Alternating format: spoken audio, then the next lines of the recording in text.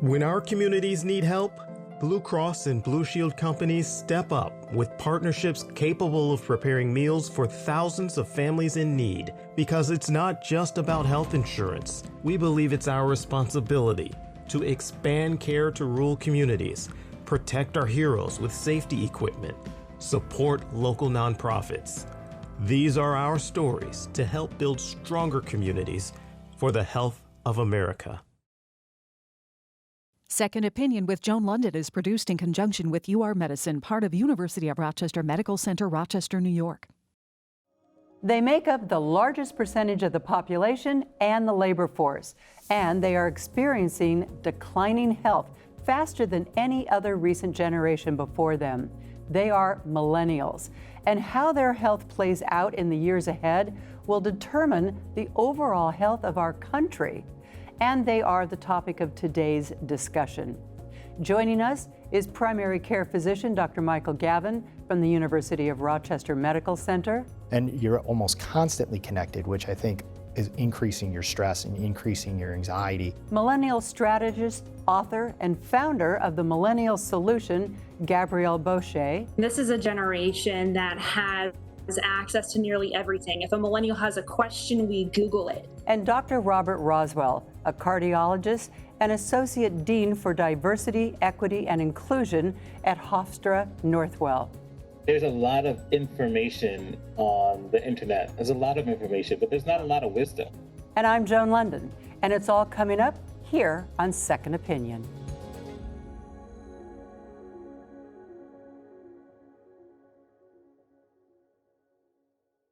Millennials were born between the years 1981 and 1996. And at 73 million, they are the largest and most connected generation ever. They are also the least healthy generation in recent times. So we're going to be discussing this today. I thank you all for being here. Dr. Gavin, you are a primary care physician. So what are the trends that you are seeing with this generation? I'm seeing a lot in this generation with a lot of depression, a lot of anxiety, and a lot of symptoms that may be interpreted as ADHD or hyperactivity. We're seeing a lot of depression and anxiety in relation to money, finances, health, moving out of their parents' homes, and just direction in life. I'm also seeing probably a bit higher trends in diabetes, high cholesterol, as well as obesity, and frankly also just not coming to the doctor as much as previous generations. Also, access of care has been difficult because millennials, those who are working are usually working multiple jobs. Right now with COVID, a lot of them have children at home, so access of care has been very difficult as well. Boy, oh boy, Dr. Roswell, this certainly does not bode well for the longevity of this generation. A recent Health of America report stated that from 2014 to 2017, millennials showed double-digit increases in 8 of 10 major health issues, including, as we just heard, major depression, substance abuse disorder, hypertension, hyperactivity, psychotic conditions, Crohn's disease, ulcerative colitis, high cholesterol, and type 2 diabetes. Now, you're a cardiologist. In what way are you seeing changes like this in millennials' health reflected in the patients you're seeing? Absolutely. I can tell you when I was in medical school, let's say in the 90s, we used to see patients coming in with heart attacks who were their 65, 60-year-old. And as I went into residency some years later, we started seeing patients in their 50s. And then as time went on, we started seeing patients with severe heart attacks that would end up in the ICU. We'd start seeing them in the 40s and the 30s. And I remember about 10 years ago when I was the ICU physician, and we take care of the most severe heart attacks where you're on the brink of death and you might need a heart transplant or a support device. And I saw my first 26-year-old who had hypertension, diabetes, and obesity come in with a devastating myocardial infarction and had to go on cardiac support. The And obvious those question, things are doctor, is good. why? Yeah, I mean, and I it's think it's that, it's yeah, that's a great incredible. question. Yeah, it's incredible, but I think it's a confluence as what Michael was just talking about. It's because of one, I think mental health and mental illnesses are going around, and then America is also getting more obese. If you look at a map of obesity and put it over the country and look at their BMI, the body mass index, look at it over time, you will see how our country is changing from 1950 to 60s to now. And those same pockets where you're seeing more obesity, and that's just interacting with mental health and mental illnesses. And the confluence of those, I think, is what's happening with millennials. And tell the audience why they should care about this crisis with this generation, this huge generation. Yeah, we live in the same country. We share everything. And what's happening to one generation is going to happen to the other. As we go down from one generation and we see the support that we have to lend to other generations, if more millennials, one, are hospitalized, that has to do a lot with healthcare costs, morbidity and mortality.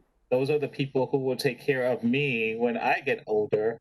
And if that population starts to have serious consequences, we have to think about how our economy is and what's happening with healthcare. And so it's a global problem because what happens with one of us happens to all.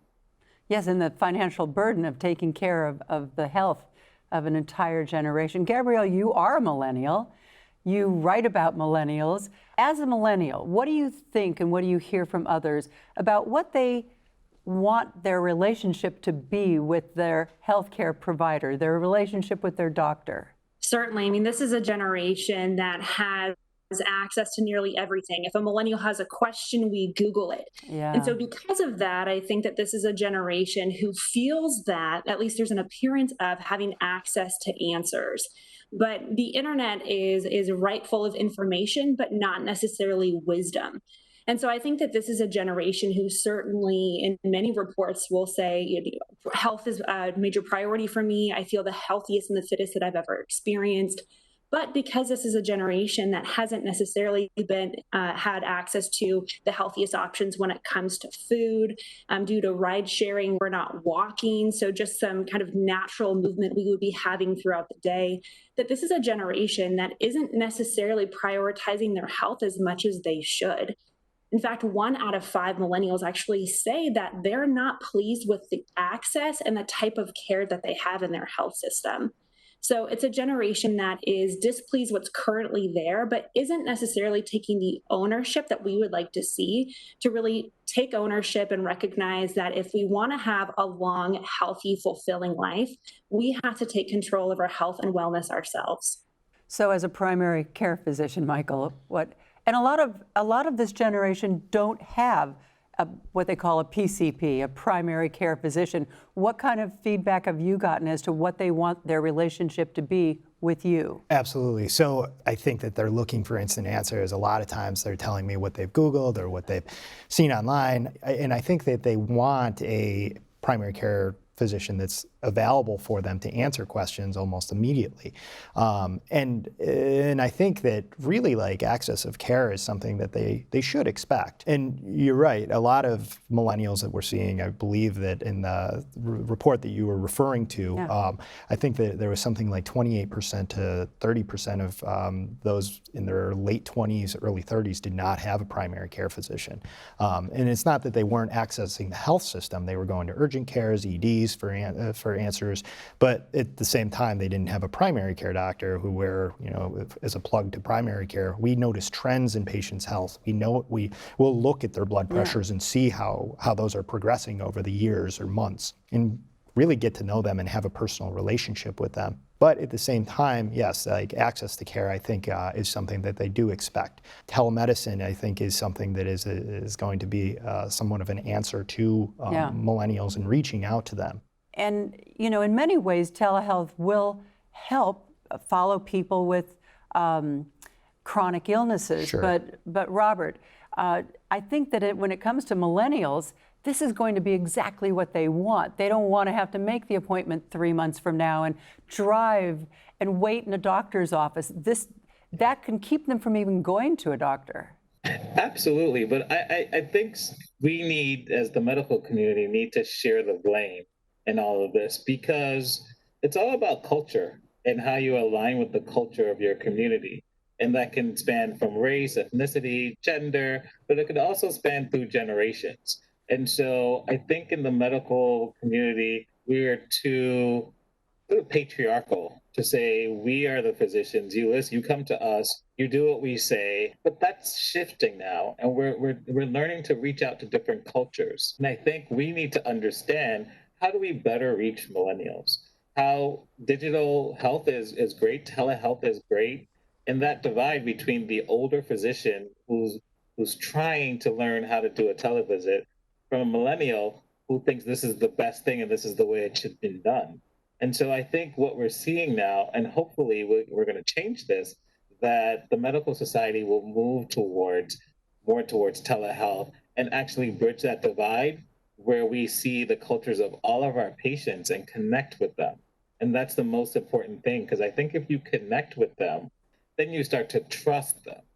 But if you can't build that trust, and millennials don't view us as people that they can trust, and we're not doing anything to build or engender that trust, that's a dangerous thing. And I think that also is compounding the health outcomes of millennials. Well, there are those people who also say, are we going to not have as good health because of telemedicine? Because what is your opinion on that? Will this hurt people's health in any way? Yeah, that's an excellent question. I think telemedicine, they have their pros and their cons. Yeah. I mean, the pros are that you can see people right away, you can talk with them right away. But I can tell you the downside as a physician, there's nothing like seeing your patient. Mm-hmm. Yeah. There's nothing like seeing that their feet are swollen, or seeing that they're tapping their legs when they're talking to you, that they're nervous about something that you can inquire.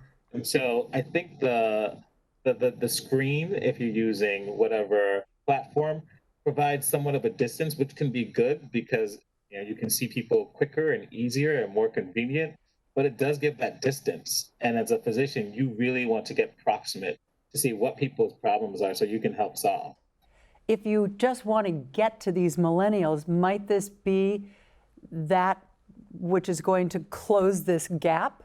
Yes. So, and I think what both Michael and Robert are saying are absolutely spot on, in that we have to change the culture for a generation who doesn't necessarily look at their doctor, their PCP, as someone that they have a relationship with. We have a generation that's much more comfortable connecting with folks online. And so that's one of the cultural gaps that we're starting to see filled. Is before, technology and screens were tools for communications, while for this generation, we see technology as the end goal of communication. And so finding ways to connect with this next generation where they're at, I think certainly is an opportunity as well as a challenge for those in the medical industry today. You know, as I listen to everything you're saying, I'm thinking, I mean, this is life with the millennials, but it's a very impersonal life. There's not that human connection. Absolutely. And I think more and more with social media, we are, yes, more connected, but at the same time, we're seeing a picture of perfection on Instagram or Snapchat or Facebook, whereas before, if we were seeing people in person, we're seeing the whole picture. And you're almost constantly connected, which I think is increasing your stress and increasing your anxiety. I want to echo something that Robert said, that it is so important, that general impression that a physician gets when they see you face to face. It is so important to have that at some point. So I think that telemedicine is definitely something that helps, as you say, bridge the gap. But I don't necessarily think it's the answer to everything. Well, Gabrielle, something we haven't really talked about is the employment situation of millennials.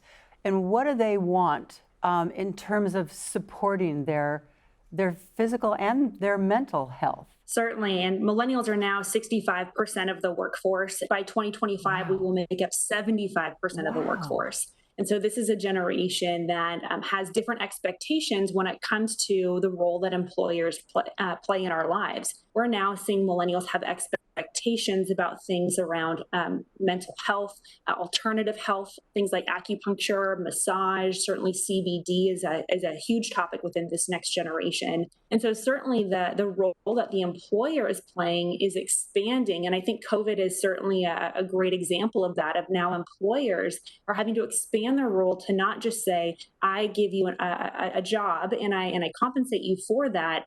But I also too need to look at you holistically as a whole person to make sure you're healthy and not only fulfilled in your work, but able to provide for yourself and your family. This particular generation has kind of struggled with employment and paychecks that are as big as they expected, which all leads to that stress and hypertension. Does it all play in, Robert? So all that stress and anxiety really turn into health consequences.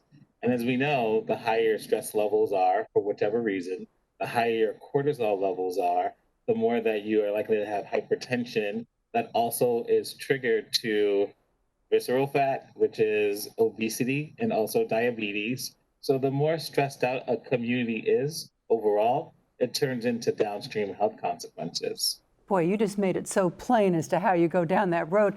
And we're talking about 73 million people.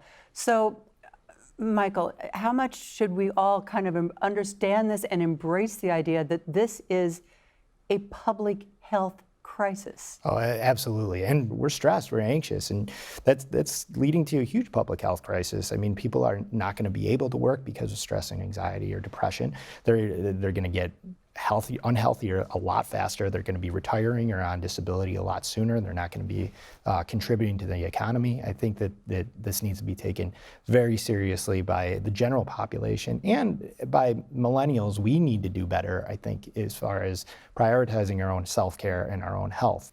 Obviously, technology is not going away. So, Robert, what do we do as a society? What do we need to do to help turn around the poor chronic health issues that so many millennials are facing and that we all need to recognize?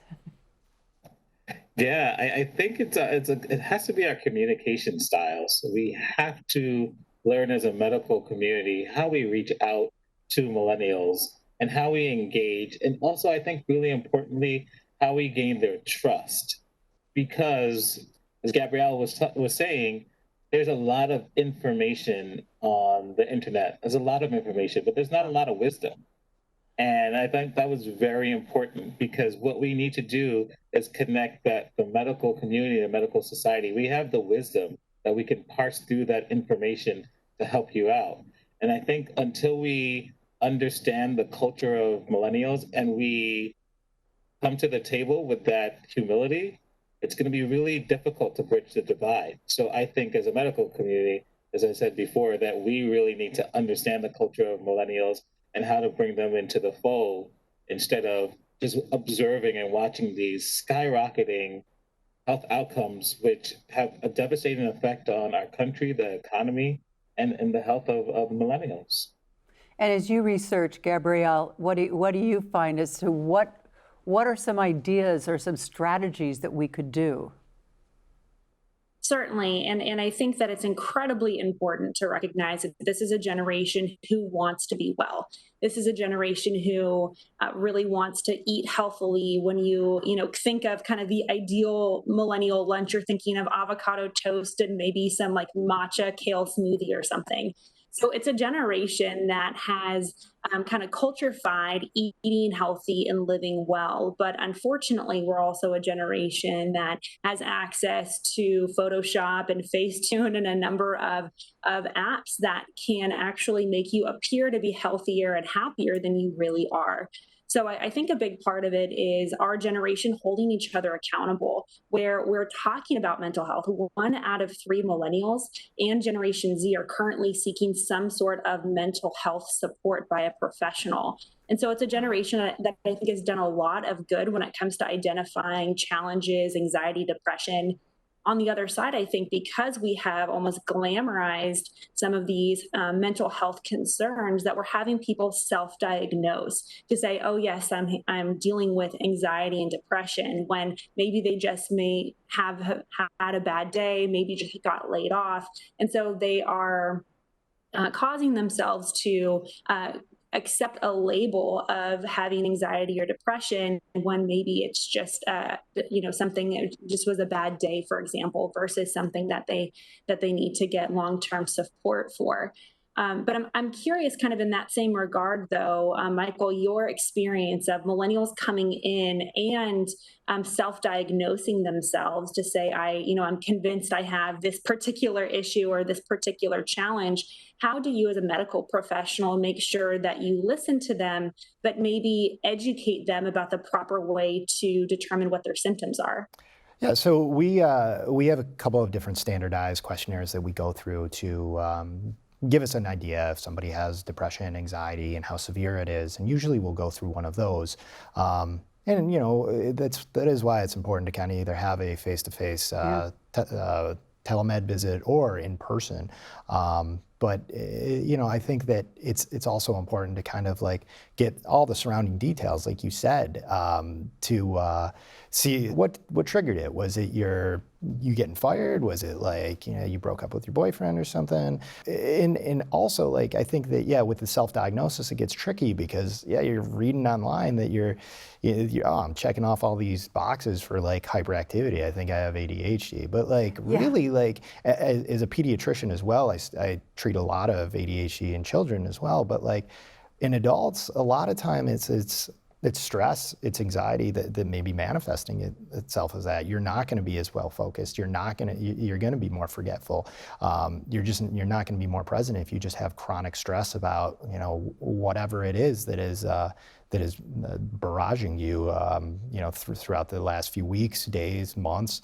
But it is kind of difficult to talk about, like, okay, well, these are the symptoms we're more looking for, and then educating on treatment and talking about that not everything needs a medication, and like talking about some like important self-health and self-care things.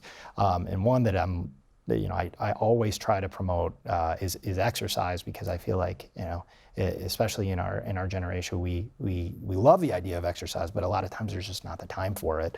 But it's such a powerful tool for both anxiety, depression, and treating high blood pressures that we're seeing and the obesity rise that we're seeing as well. So it takes some tactfulness, it does, and it is and that's one of the reasons we try to have people touch base with us on that. And a lot of times we'll get a message like, I think I'm anxious, I think I'm depressed, and that's you can't just be like, okay, it sounds like you're anxious or depressed. It's like, no, let's talk, let's connect on that, so that we can do some education there. Well, I know I have 3 millennials, 3 of my girls, and I have said so many, and I also have 2 sets of twins that are in high school age, and I can't tell you how many times I've said to them, just because you're having a bad day, that doesn't mean you have a bad life. And I think they're all so used to this everything coming to them instantly, that they want, if they don't feel better the next day, then they think they need to go to a therapist. Right. So it's certainly, this generation, though, came up through a time where technology came on board, and they expect everything to happen instantly. And I'll be honest, before I did the research for this show, I didn't know that this generation, this millennial generation, had these problems, because my 3 millennial girls eat really healthy and exercise a lot. So I was kind of surprised. And I think that as a country, as a nation, as a society, we need to make this more public, that this generation of millennials are suffering from all of these health issues. And I think a lot of millennials will be surprised to hear that, but maybe this is going to be good, because they'll start recognizing in themselves and in their own lives, oh, that's right, I really don't walk anymore. Oh, that's right, I am feeling very alone because I'm completely online. Yeah. Oh, my whole life is being lived online. Yeah, and like it would, I never see these anymore, but I remember like in the 90s, especially when they were trying to get, the word out there initially when that smoking was bad, but like the public health announcements, public health commercials, just showing the importance of that. Yeah. Like I think that's hard to get that audience, because like where are you going to show that? You know, it's not necessarily going to come up on your your Instagram scroll feed. So like, and that's where their eyeballs are. But exactly. maybe that's one of the important things, to figure out a new way to do public health information that's targeted at a certain generation, a certain community of people. Listen, thank you all so much for being here with us today and letting everyone realize what a huge public health issue this really is. And thank you all, of course, for watching. Find more information about the series at secondopinion-tv.org. And you can also follow us on Facebook and on YouTube, where you can watch today's episode and much more. And from all of us here at Second Opinion, we encourage you to take charge of your health care. I'm Joan London. Be well.